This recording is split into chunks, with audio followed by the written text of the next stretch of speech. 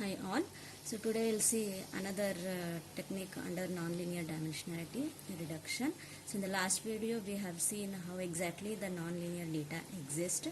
The nonlinear, if the data exists like this, then it is a linear. If the data exists in this manner in its space, then it is a manifold data called a nonlinear data because it is containing number of folds within it.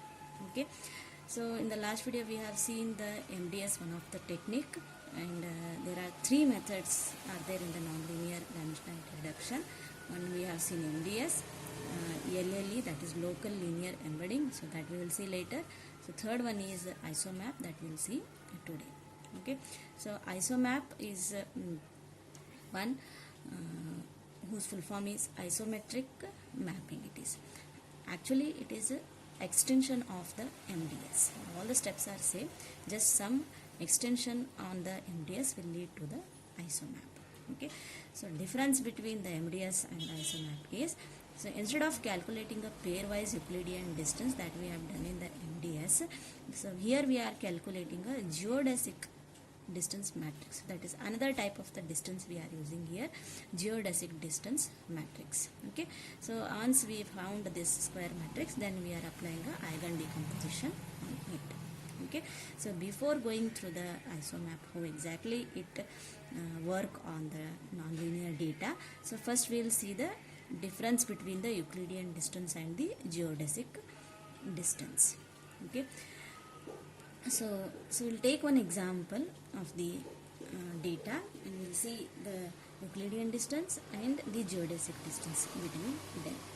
Okay, so Euclidean distance holds if and only if neighborhood structure is linear.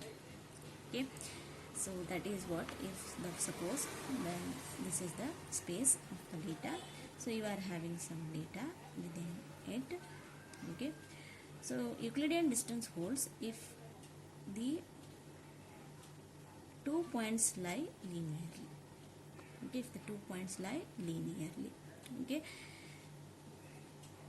so then Euclidean distance holds. But so what is the distance between this point and this point? What is the distance between this point? The Euclidean distance is this one, but it is not the actual distance between them. This is the actual distance between them. That is, so you don't have any intermediate thing. Okay, so if you want to have the Euclidean distance, this will be Euclidean distance, direct connection between this and this, but there is no direct connection. So through this example only it can connect this, that is called this distance you need, not this distance. Okay, so it works only when the 2 points are linearly exist, but if the 2 points are non-linearly exist, then it does not hold good. Okay, so that's why we are moving to the another type of the distance called Euclidean distance. Okay, geodesic distance is a one which measures the distance between the 2 points by following the manifold.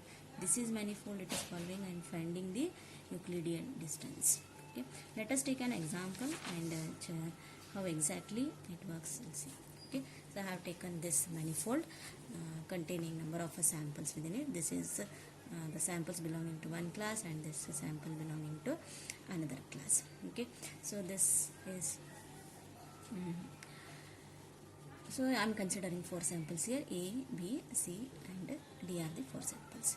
So what is the Euclidean distance between C and D, and what is the Euclidean distance between A and B? This is the Euclidean distance, and this is the Euclidean distance between C and D. Okay, so actually the path is not direct. The path is what? This is the path. The distance, actual distance between the C and D is this one. If they linearly exist, then here these two examples they linearly exist, then Euclidean distance holds here. But these 2 points are not linearly exist. They are existing. The distance between them is this curve. Okay, so you can imagine, so when you unfold this data, okay, so this is unfolded data and the points are lying like this. So what is the distance between A and B? Between distance, sum of the distances between E and C, C and D and D and B. So that will give another distance, not this distance. Okay, so this is called the geodesic distance. Okay, and is there only this path exists between A and B? There may be some other geodesic distance may also exist in geodesic. See, this is another distance. Okay, so among these two you need to find the shortest distance between the two samples and put that in one of the pairwise matrix settings. Okay, so that matrix you need to find. So you got the concept between the geodesic distance, I hope so. So next we will see the steps in the isomap. Okay, so always, so we need a shortest path means you need to apply one of the shortest path algorithm. So for that you need to have a graph. Okay, so that's the first step in the isomap is to find the or to create the neighborhood graph. Create a graph and adjacency matrix from the data set. So whole data set we will use and create the graph, and we will find the adjacency matrix. Using that adjacency matrix you create the geodesic matrix. Okay, so how to construct the graph? Okay, so there are suppose 6 samples in our data. Okay, so that 6 samples they lie like this. Okay, the 6 there are 6 samples in our data. They lie like this in our space. So this is any data, any class belonging data. 6 samples are there. So how to construct a graph between these samples? Okay, suppose this is I and this is J. There are steps here. Those steps are, if I and J are the 2 points, in our context 2 samples, they are connected in a graph if they are closer than E, one method, and another method if I is one of the k nearest neighbors of the J. Okay, how I and J are connected? Okay, if the distance between I and J, if it is less than some threshold value, then you connect that I and J, otherwise you do not connect I and J. That is one method. That is, finding this threshold is difficult one. Okay, another one is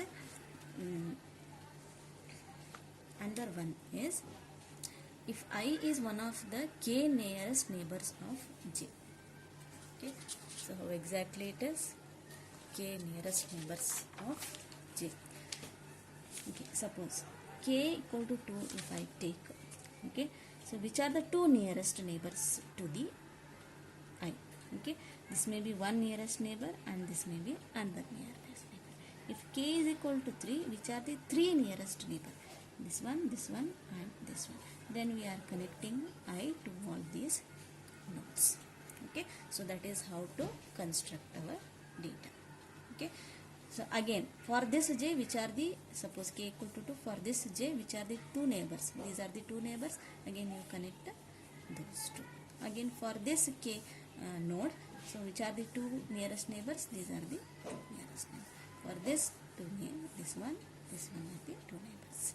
For this one is one of the nearest neighbors. Okay, so what is that nearest? Again you are taking the distance between those 2 points. Okay, nearest, how we are going to calculate? Nearest means whose distance is less. Okay, so this type of the graph you need to calculate in the very first step of the isomap. So once you found that graph, next is set the edge length equal to this. So whatever the edges we formed, you set the edge length. I and J, you are having a Euclidean distance 1.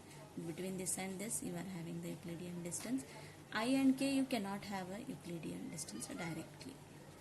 Okay, so sum of these two will be your Euclidean distance between this and this.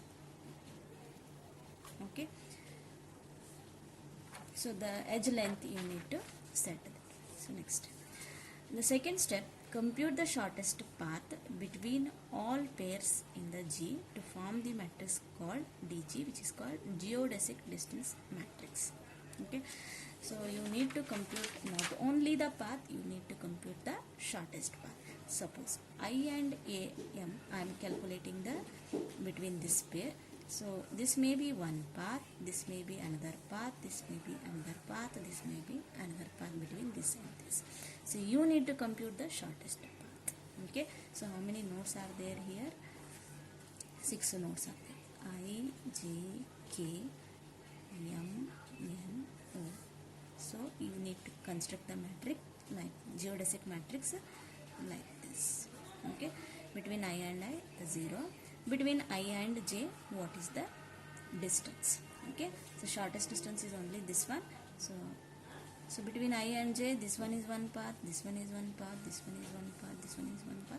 But you need to write the shortest distance. Suppose this one is there, so one is the distance. Between I and K, again the shortest distance. Okay, this and this, sum of these two Euclidean distances. Say suppose this is 1 and this is Euclidean distance between this is 1.5, then 2 plus 1.5 is 2.5. Okay.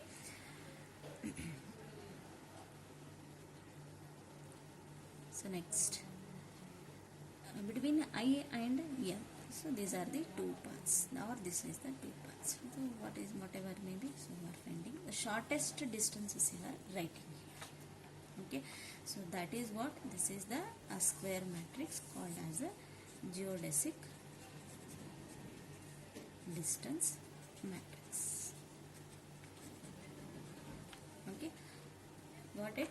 The first step is to compute this graph along with the some adjacency matrix, which are connected, which are not connected. Adjacency matrix always what it will tell? Which are connected directly, which are not connected directly, and along with the distance between those connected nodes you find in the adjacency matrix. Okay, and after the first step, after constructing the adjacency matrix, then you need to compute the shortest path and form the DG. So this is what our matrix is. Next step is apply eigen decomposition on the DG. So it will lead the eigenvector. Then use that eigenvector to transform your original data to the lower dimensional data. Okay, so I hope the concept behind the isomap you got it. Okay, so one more thing. So how to find this shortest path between the any two samples? So this is you need to have all pair shortest path algorithms. Okay. So your number of shortest path algorithms are there. So you can apply any one of them and find the shortest path and put those into the shortest path matrices. Okay. So you find one of the algorithm.